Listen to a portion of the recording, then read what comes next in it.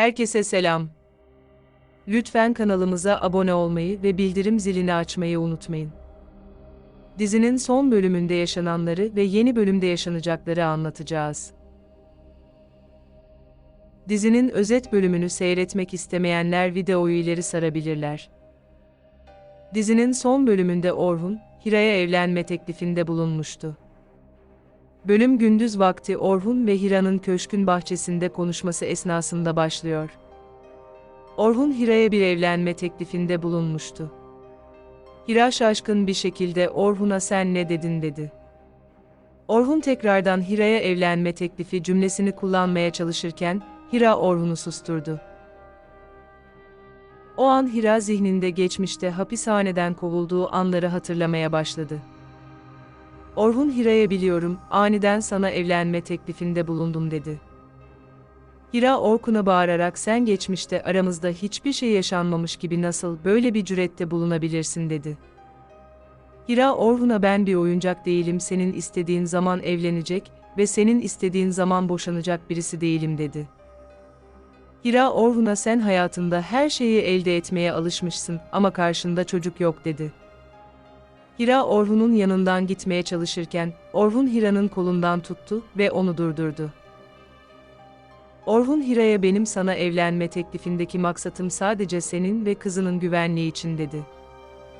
Orhun Hira'ya "Bu evlilik aşk evliliği olmayacaktır." dedi. Orhun Hira'ya "Seninle yapacağımız evlilik sadece sahte bir evlilik olacak." dedi. Orhun Hira'ya "Şunu unutma ki taşkını durdurmak için başka çaremiz yok." dedi. Hira Orkun'u bir müddet dinledi ve hiçbir tepki vermeden oradan ayrıldı. Hira bahçenin bir köşesine gitti ve ağlamaya başladı. Bir müddet sonra Orhun Hira'nın yanına geldi. Orhun Hira'ya "Benden kaçmaya çalışsan da benim haklı olduğumu biliyorsun." dedi.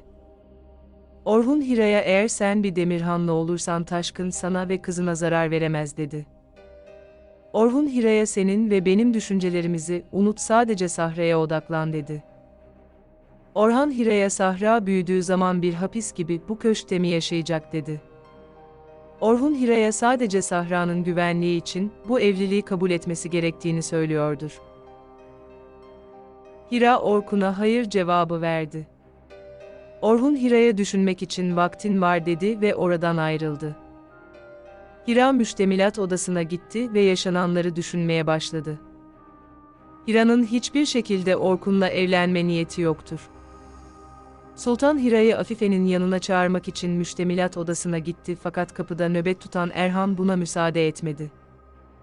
Sultan Afife'nin odasına gitti ve Afife'ye artık Hira Orhun'un talimatıyla hizmetçilik yapmayacakmış dedi. Sultan Afife'ye ayrıca "Hira'nın kapısının önünde Erhan nöbet tutuyor." dedi. Afife Sultan ile birlikte Hira'nın bulunduğu müştemilat odasına doğru gittiler. Afife odaya gireceği esnada Hira odadan çıktı. Afife Hira'ya "Sen oğlumu sömüren bir parazit gibisin." dedi. Afife Hira'ya "Ailemi senden korumak için her şeyi yapacağım." dedi. Afife Hira'ya "Sana bu köşkte rahat ettirmeyeceğim çünkü her düşüncende başına bir iş gelecek korkusu olacaktır." dedi. Sultan elindeki yemek tepsisini yere fırlatarak Hira'yı aşağıladı. Daha sonra iki kadın oradan uzaklaştılar. Diğer tarafta ise Aziz'in evine aniden Gürbüz giriş yapmıştı. Gürbüz, Aziz ve Ece'nin sevgili olduğunu öğrendi. Gürbüz çıldırmışçasına bağırmaya başladı. Gürbüz, Aziz ve Ece'yi öldürmekle tehdit etmeye başladı. Gürbüz silahını Aziz'e doğrulttu ama Ece Gürbüz'ü engellemeye çalıştı. Gürbüz silahıyla birkaç el havaya ateş açtı. Aziz Gürbüz'e karşı hiçbir tepki veremedi. Gürbüz Aziz'e "Bu mesele burada kapanmadı." dedi ve Ece ile birlikte oradan ayrıldı. Suzan Aziz için ağlamaya başladı. Suzan Aziz'e "Gürbüz bu meseleyi kapatmadı, o adam artık seni öldürmek için uğraşacak." dedi. Elif Aziz'e kaçması gerektiğini yalvararak söyledi. Elif öylesine cümleler kullandı ki Aziz, Elif tarafından önemsendiğini anladı. Aziz Elif'e "Bu meseleyle yüzleşeceğim." dedi. Aziz her kötü ihtimalle karşı çekmecede sakladı silahını aldı. Ece ise Gürbüz tarafından bir depoda esir tutuluyordur. Ece Gürbüz'ün kendisini öldürebileceğini bile düşünüyordur. Ece kendisini acındırmak için baygın numarası yaptı. Gürbüz Ece'nin yanına gelince Ece Gürbüz'e yalvarmaya başladı. Ece Gürbüz'e Aziz'i ben çok seviyorum ve onsuz yaşayamam dedi. Akşam vakti oldu ve Gürbüz ofisindedir ve çok öfkelidir. Gürbüz bu yapılanların bir ihanet olduğunu ve bedelinin ödenmesi gerektiğini düşünüyordur. Aziz ise belindeki silahıyla Gürbüz'ü bekliyordur. Suzan Aziz'e yalvarıyordur ve bu meseleyi çözüme kavuşturmasını istiyordur. Suzan, Aziz'e git polise şikayetçi ol, o psikopat adam sana zarar verecek dedi. Aziz Suzan'a hiçbir şeyin faydası yok, Gürbüz'ü iyi tanıyorum, o buraya gelecektir dedi. Aziz evdeki herkesin odasına gitmesini emretti. Gürbüz ise tek başına arabasına binmiş ve öfkeli bir şekilde Aziz'in evine doğru gidiyordur. Dakikalar sonra Gürbüz Aziz'in evine giriş yaptı. Elif kaldığı odada daha fazla dayanamadı ve büyük odaya gidip Aziz ve Gürbüz'ü gizlice dinlemeye başladı. Gürbüz silahını masaya koydu ve Aziz ve Gürbüz masaya oturdular. Gürbüz Aziz'e yapılan ihaneti cezasız bırakan bir kişi adam değildir dedi. Gürbüz Aziz'e bu mevkiye insanların cesetlerine basarak geldim dedi. Gürbüz Aziz'e mevkinin raconunu anlatan cümleler kullanmaya başladı. Gürbüz Aziz'e ben sana yaptığın ihanetinin bedelini ödetmek istiyorum. Ama bunu sana yapamıyorum çünkü sen benim ailem gibisin dedi. Gürbüz Aziz'e Ece de sensiz yaşayamayacağını söyledi dedi. Gürbüz Aziz'e bu çirkin meseleyi kapatmanın tek çaresi Ece ile evlenmeniz dedi. Diğer tarafta ise Orhun çalışma odasındadır ve telefonla Erhan ile konuşuyordur. Erhan Orhun'a Afife'nin Hira'ya yaptıklarını anlatıyordur. Orhun Erhan'a annem Hira'yı korkutmaya çalışıyor, sen kesinlikle nöbet yerini terk etme dedi. Orhun telefon görüşmesini bitirdikten sonra telefonuyla aşçı Behiye'yi aradı. Orhan Behiye'ye bundan sonra Hira ve kızına yemeği sen kendi ellerinle müştemilat odasına götüreceksin dedi. Orhun telefon görüşmesini bitirdikten sonra kendi kendine konuşmaya başladı. Orhan'ın düşüncesine göre bu yaşananlar Hira'nın evlilik teklifini kabul etmesini engelliyordur. Orhun'un tek düşüncesi Hira ve kızını korumaktır. Orhun kendi kendine konuşarak eminim ki Hira en doğru kararın evlenmek olduğunu anlayacaktır dedi. O anlarda Hira bahçede üzüntülü bir şekilde yürüyüş yapıyordur. Hira Afife'nin tehditkar cümlelerini hatırlıyor ve Sahra için endişeleniyordur. Hira Orhun'un evlenme maksadını da düşünüyordur. Hira kendi kendine konuşarak tek kurtuluşun Orhun'la evlenmek olmamalıdır dedi. Hira bahçede Sahra'nın bir oyuncağını görünce Sahra için meraklandı. Hira bahçede Sahra'yı aramaya başladı. Sahra ise bahçenin dış kapısından sokağa çıkmak istiyordur. Sahra dış kapıdan nöbetçiler fark etmeden çıktı ve sokakta yürümeye başladı. Neyse ki Hira, Sahra daha fazla uzaklaşmadan onu yakaladı. Hira Sahra'nın kolundan tuttu ve onu tekrardan köşk bahçesine götürdü. Sahra Hira'ya neden endişelendin ki ben tekrardan geri gelecektim dedi. Hira Sahra'ya sana bir şey olacağı korkusu yaşadım çünkü dışarıda kötü insanlar var dedi.